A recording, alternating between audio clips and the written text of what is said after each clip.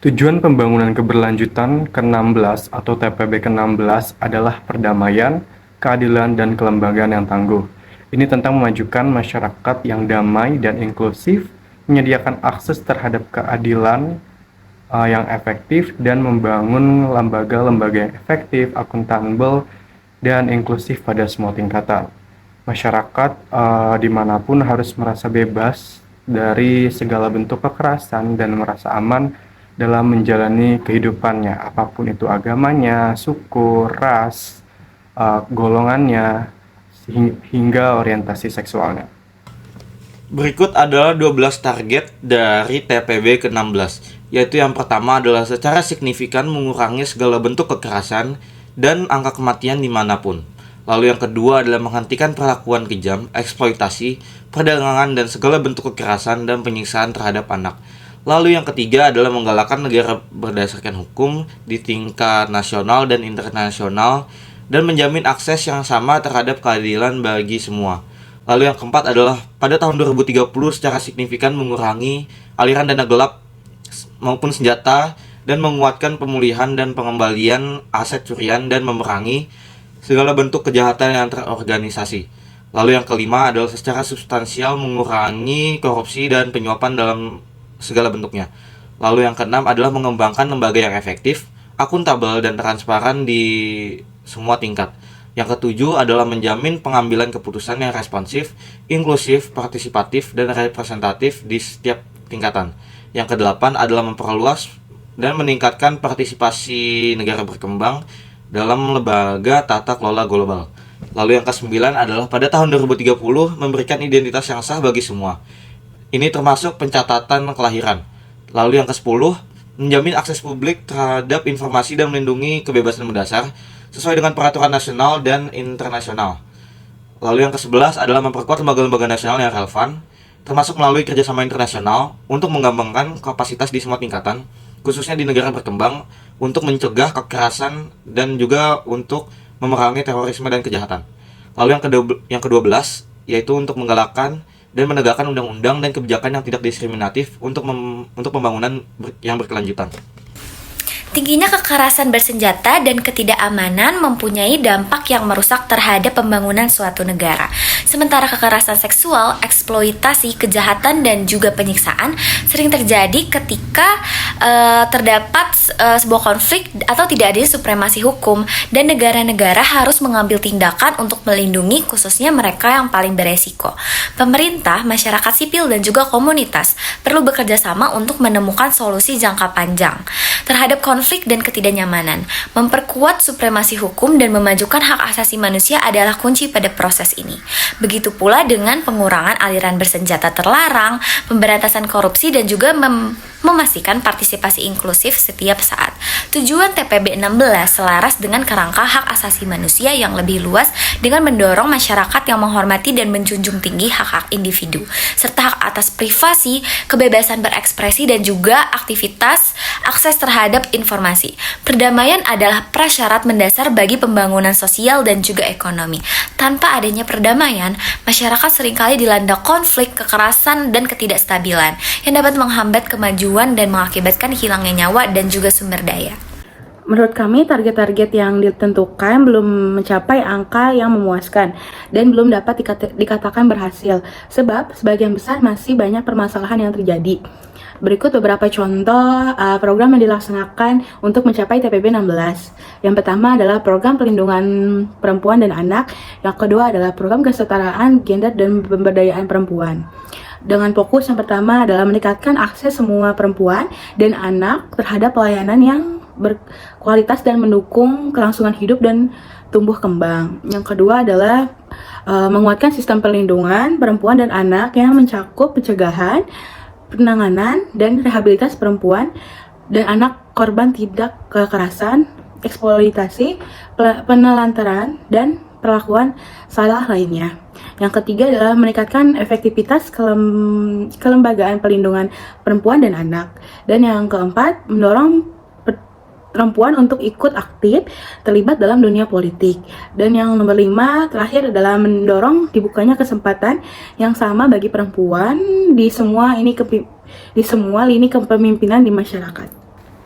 Menurut pandangan kami, meski program tersebut sedang dijalankan atau sudah dijalankan melalui seminar, konferensi, campaign, atau bentuk-bentuk program lainnya, namun masih banyak permasalahan-permasalahan yang terjadi terkhususnya pada perempuan dan anak-anak. Bahkan akhir-akhir ini kita sering mendengar kasus-kasus yang menimpa perempuan dan anak, entah itu eksploitasi, perampasan hak dan kekerasan, atau ketidakadilan pada perempuan dan anak-anak. Pada fokus 1 yaitu meningkatkan akses ke semua perempuan dan anak dengan pelayanan yang berkualitas. Hal ini nampaknya juga tidak meningkat secara signifikan atau belum memberikan dampak yang meluas kepada perempuan dan anak, karena masih banyak juga kita jumpai bahkan di sosial media seperti Twitter, Instagram, atau TikTok tentang perempuan dan anak-anak yang tidak aman di tempat umum atau bahkan terasa didiskriminasi dalam pelayanan publik. Selanjutnya, fokus kedua yaitu menguatkan sistem perlindungan perempuan dan anak yang mencakup pencegahan, penanganan, dan rehabilitasi perempuan dan anak korban tindak kekerasan, eksploitasi, dan lainnya. Tahun 2023, Komnas HAM mencatat bahwa kasus kekerasan terhadap perempuan sebanyak 286.111 kasus. Data ini menunjukkan bahwa angka kekerasan terhadap perempuan mengalami penurunan sekitar 55.920 kasus dibandingkan dari tahun 2022. Namun, di balik angka tersebut, kita dapat mengenali pengalaman korban untuk mendapatkan perlindungan dan pemulihan atau rehabilitasi masih jauh dari harapan. Hal ini membuktikan bahwa meskipun tingkat kekerasan terhadap perempuan menurun, namun yang menjadi fokusnya adalah untuk mendapatkan perlindungan dan penanganan atau rehabilitasi ini masih jauh dari angka harapan. Dari rentetan-rentetan contoh tersebut dapat dijadikan evaluasi bagi lembaga-lembaga terkait yang dapat kita anggap lemah dan kurang dalam menjalani tugasnya untuk meningkatkan, memberikan akses dan melindungi perempuan dan anak, dan juga menjadi evaluasi bagi lembaga-lembaga terkait untuk membentuk sistem regulasi dan program yang lebih ekstra untuk mencapai target yang ditentukan.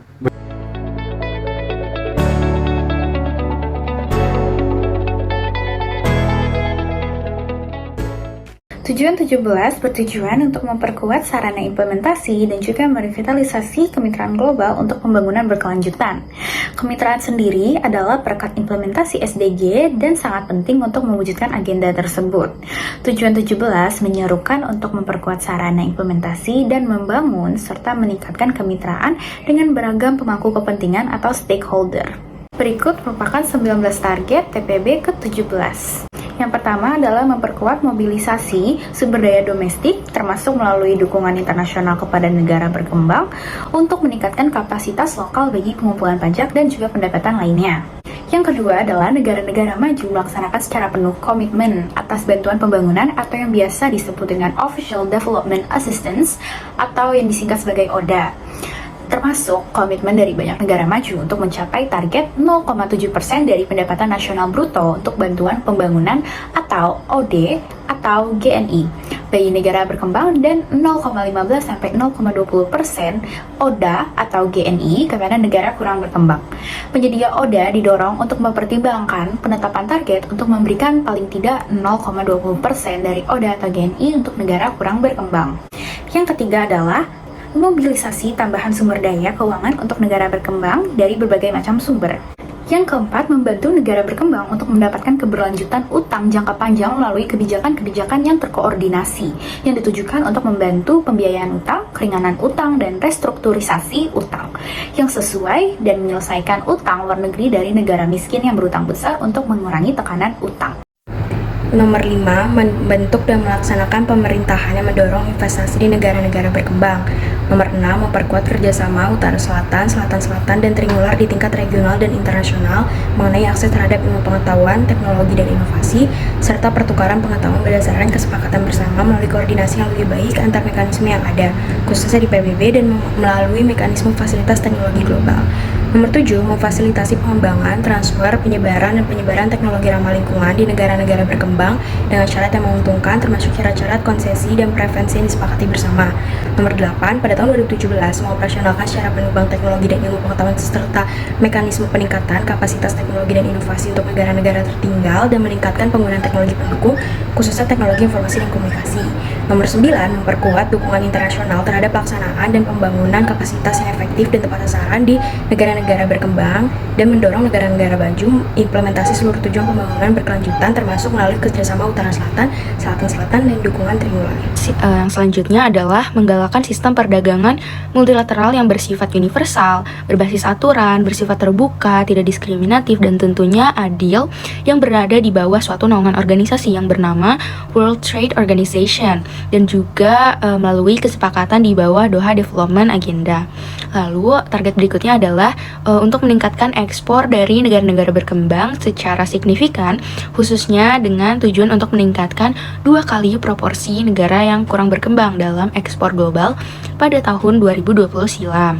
Lalu target selanjutnya adalah untuk merealisasikan pelaksanaan tepat waktu dari akses pasar bebas bea dan juga bebas kuota tanpa batas waktu untuk semua negara yang masih kurang berkembang sesuai dengan keputusan World Trade Organization, termasuk dengan menjamin bahwa penetapan aturan keaslian atau rules of origin itu dapat diterapkan terhadap impor dari negara-negara yang masih kurang berkembang dan juga harus bersifat transparan dan sederhana serta berkontribusi pada kemudahan akses pasar. Lalu tujuan berikutnya adalah untuk meningkatkan stabilitas makro ekonomi global, termasuk juga melalui koordinasi kebijakan dan keterpaduan kebijakan. Lalu, target berikutnya adalah untuk meningkatkan keterpaduan kebijakan yang diperuntukkan untuk pembangunan berkelanjutan. Lalu selanjutnya adalah untuk menghormati ruang kebijakan dan juga kepemimpinan dari setiap negara untuk membuat dan melaksanakan kebijakan pengentasan kemiskinan dan pembangunan berkelanjutan. Lalu target berikutnya adalah untuk meningkatkan kemitraan global yang berguna untuk pembangunan berkelanjutan dilengkapi dengan kemitraan berbagai pemangku kepentingan yang memobilisasi dan juga membagi pengetahuan, keahlian, teknologi, dan juga sumber daya keuangan untuk berguna mendukung pencapaian tujuan pembangunan berkelanjutan atau TPB di semua negara, khususnya lagi di negara-negara berkembang. Mendorong dan meningkatkan kerjasama pemerintah swasta dan masyarakat sipil yang efektif berdasarkan pengalaman dan bersumber pada strategi kerjasama. Pada tahun 2020, meningkatkan dukungan pengembangan kapasitas untuk negara berkembang termasuk negara kurang berkembang dan negara berkembang pulau kecil untuk meningkatkan secara signifikan ketersediaan data berkualitas tinggi, tepat waktu, dan dapat dipercaya. Yang terpilih berdasarkan pendapatan, gender, umur, ras, etnis, status migrasi, difabilitas, lokasi geografis, dan karakteristik lainnya yang relevan dengan konteks tersebut. Pada tahun 2030, mengandalkan inisiatif yang sudah ada untuk mengembangkan pengukuran atas kemajuan pembangunan berkelanjutan yang melengkapi produk domestik bruto dan mendukung pengembangan kapasitas statistik di negara berkembang. Indonesia memiliki banyak kemitraan dengan negara-negara lain di berbagai bidang, mulai dari ekonomi dan perdagangan hingga diplomasi dan budaya. Beberapa mitra pentingnya termasuk Amerika Serikat, Cina, Jepang, Australia, dan negara-negara ASEAN serta Uni Eropa. Kemitraan ini memainkan peran penting dalam pembangunan ekonomi dan hubungan antarbangsa Indonesia. Salah satu bentuk atau usaha negara dalam hal ini adalah tergabung dalam G20 atau Group of 20, dan pada tahun 2021 hingga 2022 Indonesia menjadi presidensi atau tuan rumah. Dikutip dari situs Kementerian Koordinator Bidang Perekonomian Republik Indonesia, dalam penyelenggaraan presidensi G20 Indonesia memiliki peluang dalam meningkatkan konsumsi domestik dalam negeri hingga 1,7 triliun rupiah. Penambahan PDB yang diperkirakan mencapai 7,47 triliun rupiah serta pelibatan tenaga kerja sekitar 33.000 pekerja di berbagai sektor industri. Selain memberikan keuntungan bagi pemulihan perekonomian nasional, Menko Erlangga pun juga menyampaikan bahwa dalam momentum Presiden G20 ini, Indonesia diharapkan dapat berperan penting dalam menjembatani keanekaragaman yang ada pada forum G20, di mana Indonesia memiliki nilai musyawarah dan mufakat yang diharapkan dapat menjembatani berbagai perbedaan dalam kelompok negara. Kemudian salah satu bentuk kemitraan antara pemerintah dengan swasta adalah Kemendikbudristek bermitra dengan PT Danone dalam mendukung program kerja belajar. Kerjasama antara pemerintah dan PT Danone Indonesia ini merupakan salah satu solusi dari tantangan terbesar dalam melaksanakan pembelajaran jarak jauh selama pandemi, akibat belum meretanya akses infrastruktur teknologi dan internet, khususnya di daerah 3T. Program kemitraan antara pemerintah dan swasta sebagai berikut. Dukungan penyediaan pendistribusian 33.560 eksemplar modul pembelajaran jarak jauh luring tingkat SD untuk 145 SD di 12 kecamatan Kabupaten Belu, Nusa Tenggara Timur. Kemitraan antara pemerintah swasta dan masyarakat sipil menjadi kunci penting dalam mencapai tujuan SDGs. Dalam kemitraan ini, program Rumah Belajar Generasi Maju yang merevitalisasi PAUD binaan di Bantul, Jawa Tengah dan Manggarai Barat NTT bekerja sama dengan Alfamart Group. Program kelas generasi maju dalam bentuk dukungan pendidikan, semua pihak memiliki peran dan tanggung jawab yang berbeda. Tetapi, harus bekerja sama untuk mencapai tujuan yang sama. Melalui dialog dan kolaborasi yang terus-menerus, kemitraan ini dapat menciptakan perubahan yang positif dan berkelanjutan dalam masyarakat. Dengan demikian, kita dapat mewujudkan visi pembangunan berkelanjutan bagi generasi mendatang. Program dan target cukup banyak dilakukan, meskipun dukungan untuk implementasi SDGs stabil namun rapuh. Dengan tantangan yang besar dan terus-menerus, sumber daya keuangan masih terbatas, ketegangan pedagang meningkat, dan data penting masih kurang. Semakin banyak penduduk global yang memiliki akses terhadap internet, dan bank teknologi untuk negara terbelakang telah dibentuk, namun kesenjangan digital masih terus terjadi.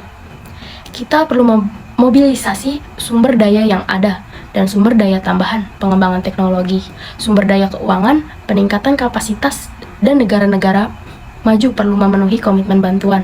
Pembangunan resmi mereka, kemitraan multi pihak akan sangat penting untuk memanfaatkan keterkaitan antar tujuan pembangunan berkelanjutan untuk meningkatkan efektivitas dan dampak serta mempercepat kemajuan dalam mencapai tujuan.